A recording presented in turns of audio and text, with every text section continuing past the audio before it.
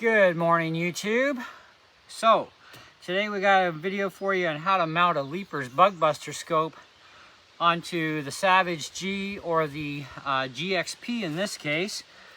This is a scope only rifle, so no open sights and no way to do it. However, this is the scope that comes with it, which fits perfectly fine, and it's a 3x9. I believe it's 3x9 by 40. Anyways, it's not even marked. Pretty sure that's what it was though. Anyway, I don't like these scopes for the simple fact there's no adjustable parallax or adjustable optical to eliminate parallax. Now the 3x9 part's nice, so I'm going to be setting this thing up on my 2240.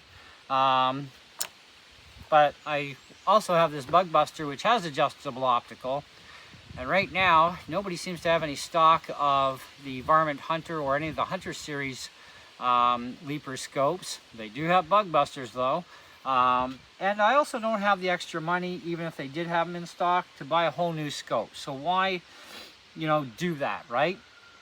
And Leaper scopes, they don't tell you what gun you can and can't put them on. They're covered for life no matter what. And this is only a 22, so there's really no much of a recoil, right? So with the mounts that come with the scope, with the gun, it's too wide and there's no way this scope is going to mount. So I did some internet searching last night for offset ring kits. Now there was one kit which was Picatinny. Okay, these are Weaver mounts, so they are different. Okay, and well, that's all I could find other than this offset kit, which Ole's Armory in Powassan, where I bought my gun, they have this offset kit which comes with one that's offset and one that's not.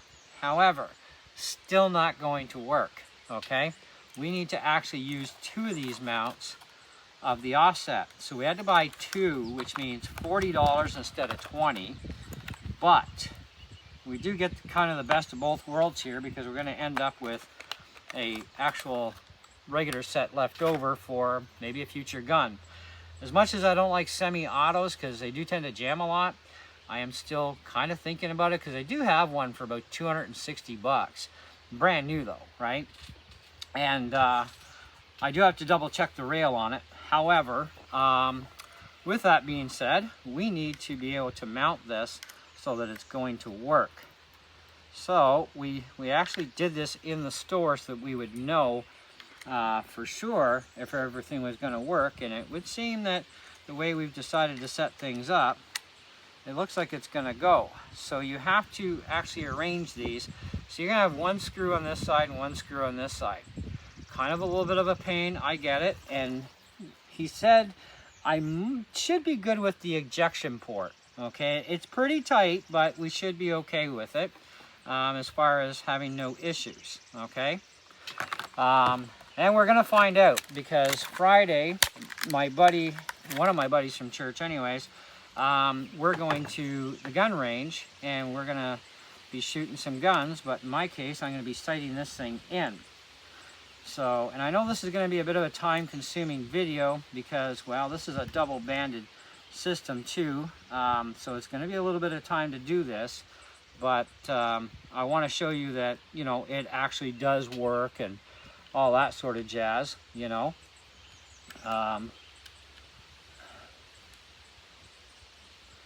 we got to do this anyhow. Now the back mount is completely clear of the ejection port, and we only have a little bit hanging over the front, but like I said, we should be fine. We're definitely going to find out for sure when we go to the gun range. Now, I don't know if I'm going to be able to have any time on my hands to shoot a video while we're there, but I mean, I will be doing a video for sure of my first impressions of this rifle, and after I shot quite a few rounds through it, once I figured out what ammo it likes, because I did buy 4 different types of 22lr for it. We'll figure out what ammo it likes the best, and then that's what this gun's going to use. So any of the ammo that I don't actually shoot, then that's going to be just held in reserve for the next 22lr, because, you know, hey, it never hurts to have more than one, right? And like I said, I might actually be convinced to go the way of a semi-auto down the road. But I'm also picking up another single, actually it'll be a single shot bolt action. A buddy of mine that gave me my shotgun, which you'll see on a different video down the road. I was talking to him the other day, and because he actually gave me a really nice shotgun. Anyhow, he's got another 22 that's what do you call it?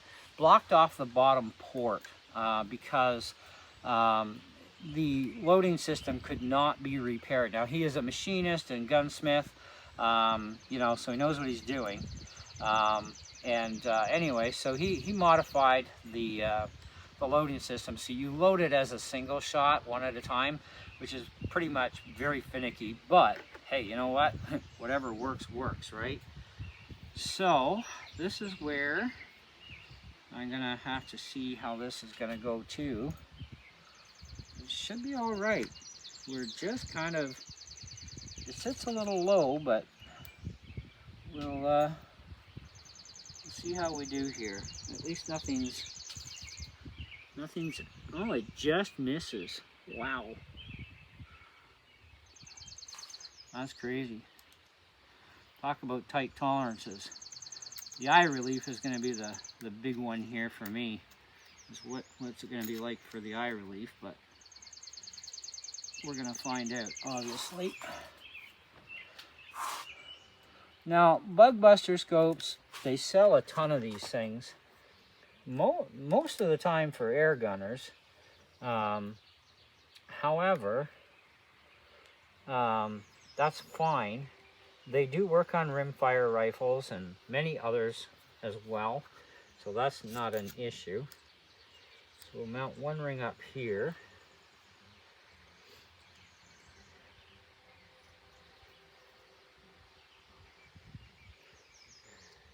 We may have to get a different cap system though. We'll have to see how this goes. But this is a scope that I want to use because I'm only going to be using this rifle for hunting like squirrel and grouse, maybe rabbit, that sort of thing.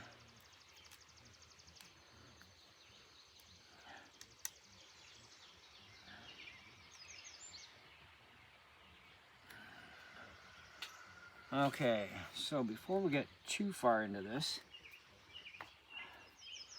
let's see where we're at. Okay.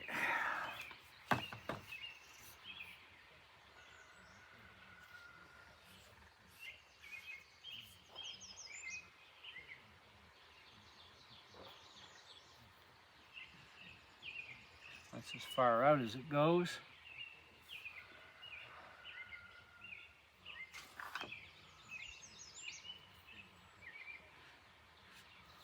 Let's bring it all the way in.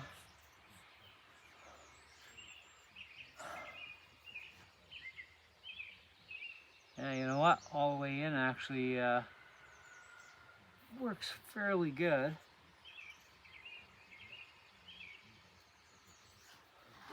Now I should have a little tiny bit more slide room here.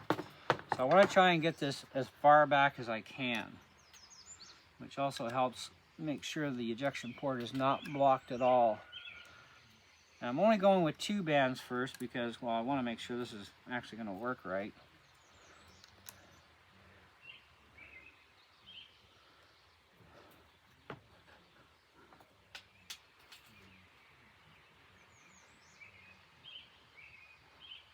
Yeah, that is as far back as that can go.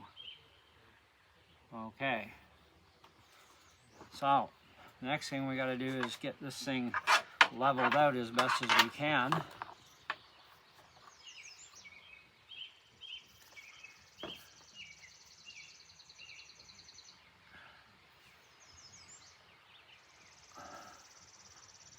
I always do this by eye. And I never usually miss my mark.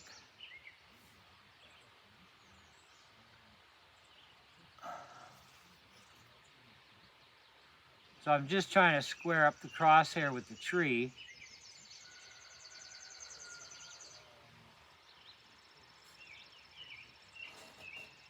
And I'm looking at the bottom of the crosshair where it's solid to see if it looks centered, and it seems to look pretty centered.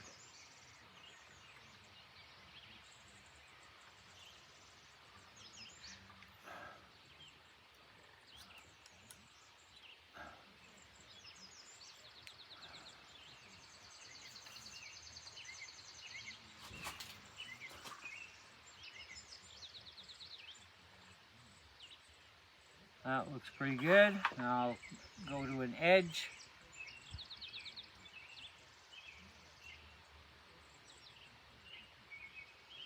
That actually looks pretty good.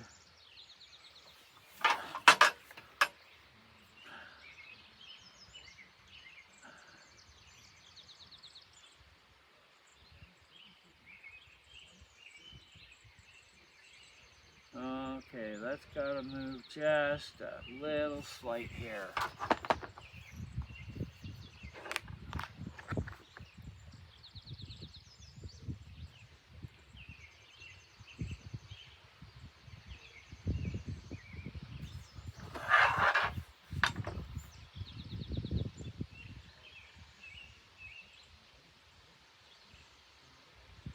Yeah, I would say that's pretty bang on. Wonder if we can bring this out a little bit more now. I'd like to get a little bit further.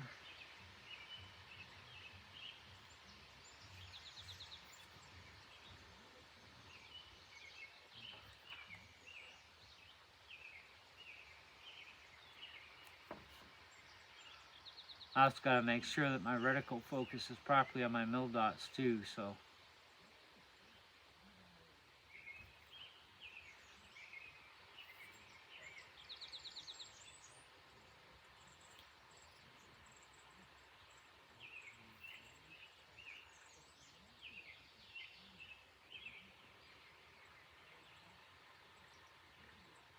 Yeah, it looks pretty good.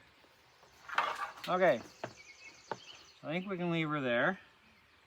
Snug that one up just a little bit. And just a little bit on this one.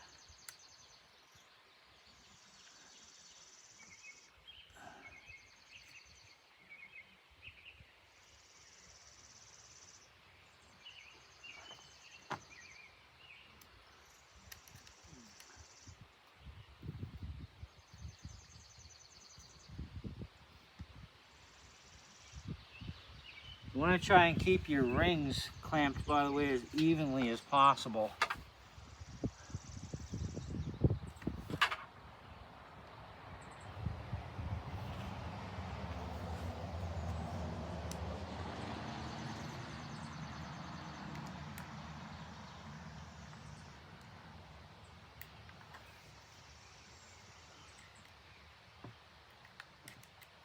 Now, I'm not going to get you guys to stay here for me to put the other two rings on, because you don't really need to, but I just wanted to make sure we actually got this thing going exactly the way we had hoped for.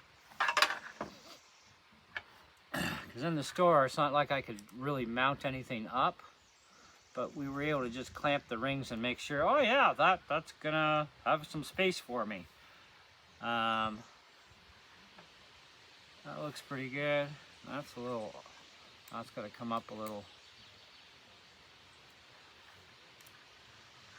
I'm pretty OCD when it comes to this stuff. That actually looks really good right there. That one looks good. That one's got a, oh, this might be able to pull down a little bit. I'm gonna have to back that off a little tiny bit. I know some of you are probably like, it doesn't have to be absolutely perfect. Well, when you got OCD, it darn well better be. That's kind of the way I work.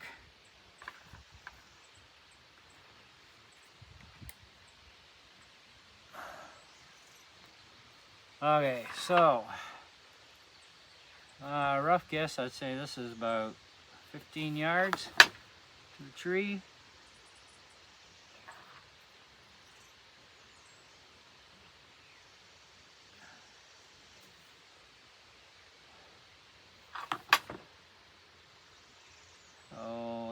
have to change my focal point a little bit.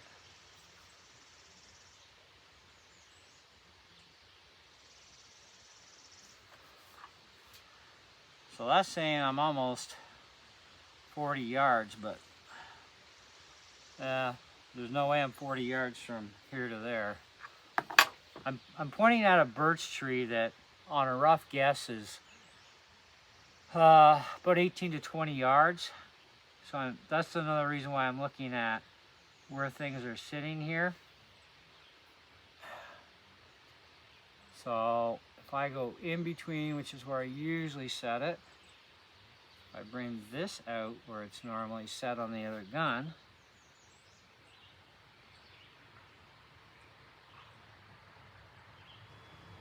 Yeah, that's about right.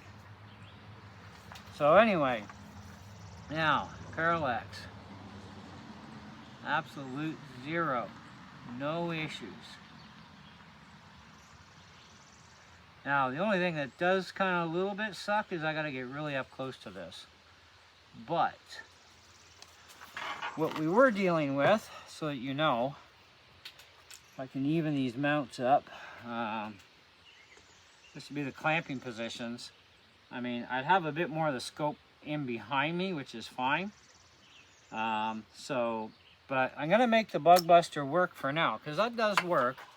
It's not that big of a deal.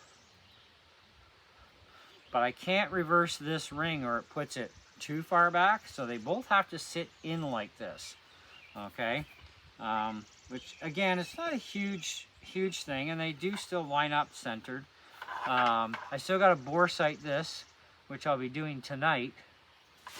So I'm just trying to think, when I'm in the bush, I need that full picture view, so I'm gonna have a little bit of tweaking I'm gonna have to work on, but yeah, we'll do that later. So if you have a Bugbuster, right, and you want to make use of it on a regular firearm, because you've been using it on an air gun, or you want one for a regular firearm, these things are pretty cute, okay? And these are like a 6x32 AO mil dot. Now the new ones, of course, they don't make this 6x32 anymore. It's now a 3x9x32 for 180 bucks, or it'll be a 3x12x32 for 229. Now these are Canadian prices, okay? And I paid pretty much around the I think it was about 180 bucks. I do believe that price is on my channel. If you look up the Leapers Bugbuster, it was sitting on my QB78 back then, which was dovetail mount, and so I could actually slide the scope back a lot further. But I think as far as what I'm using this gun for, even getting up on it like this is not too shabby. I mean, there's just not much for choices for Weaver mounts out there for offset kits. The only other kit I actually found anywhere that was offset, and it was a dual offset, kind of like what we did here with 2 kits. It was 1 kit of dual offsets. That was for a Picatinny mount, which we don't have here. We have Weaver, right? So, and it's like, how much money do you really want to spend into your gun? Depends on the gun. I mean, this was $400, you know, for the gun with the scope, and I mean, hey, great deal, you know. Even came with a cable lock, right? But I like the trigger locks. You know, for my first brand new gun, this is my first brand new one. My actual first gun was actually that shotgun, but it had to stay at my buddy's house until my pal came in. So I went and picked it up last night. My pal came in, what, yesterday? Yeah, yesterday. So that's when I picked this up, because it was already paid for and it was at the store waiting for me. So this is my first official brand new gun. And I want to, like I said, I want to use this for like squirrel, possibly rabbit, definitely for grouse, you know. And I am going to use a shotgun for grouse too. I'm just going to see how much I really like a shotgun overall, because these are a lot quieter and you really don't technically need ear protection, though you should with a 22lr. But you know, it's just one of those things, right? Now the caps, looks like we should, yeah, we can still get the cap on there, and it just misses. It's got about 1/8 of an inch, so we still have room. We can actually leave our caps on. that worked out really good as well. So let's squash that one on there. And there you go, guys.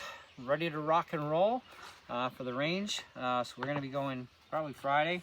Also got a strap for it too. Mossy oak strap. This is a used one in like brand new condition for 15 bucks. I picked that up at Ollie's. So if you're in like North Bay, Sturgeon Falls, or well, even Sturgeon Falls, what the hell. But if you're in anywhere this area of, you know, Powassan, Sturgeon Falls, South River, Sunridge, that area, go check out Ollie's Armory. They're on Main. Great place to deal. Really good prices, actually. Okay, and very much on par with most other competitors, too. And really awesome ammo selection, too. But, and I didn't bring my ammo out, because that's a no-no. Anyways, but, yeah, and it did come also with this 10-round box magazine. Okay, these are pretty cheap. They're like $36 for the 10-rounder and about 35 bucks for a 5-rounder. So might have to pick up some more 10-rounders down the road. So, but anyway, so that's how we mounted Leaper's Bugbuster onto our Savage, well, in this case, the GXP or the G series. I don't know what other Savage rifles would be set up exactly the same, but different model. But that's what we've got here. And if y'all curious, this is actually a hardwood stock with a walnut finish. You know, some people kind of ask, right? But anyway, that's all for this video. Thanks so much for watching and staying tuned. Stay tuned for more videos. I will let you guys know how this goes after range with this scope. Say I got a little bit more little kind of tweakies I want to do with this. And then I'm going to bore sight it tonight with the laser and get it prepped for Friday, because I got to get on paper somehow. And I want to try and set this for 25 yards. You know, maybe even 30 tops, because the difference between 50 yards and 25 yards will depend on your ammo speed too and your ammo weight. But the average drop is less than an inch, they said, from 50 to 25. So if you dial for 50, you're within an inch. So you kind of compensate, maybe aim in between that kind of thing. But I don't know. We'll see how it goes. If I like it at 25, I'll leave it at 25. Because 25 is still, well, even 20 full yards is the edge, this side of the edge of my driveway here. That's 20 yards from there to the edge of my tree line. Okay, so I'm kind of thinking that's a long way even for a grouse. But still, we don't want to go too small, because there are other things we can hunt that are going to be a little further away. So I may end up in the end setting it for 50. We don't know. But anyways, that's it. See ya.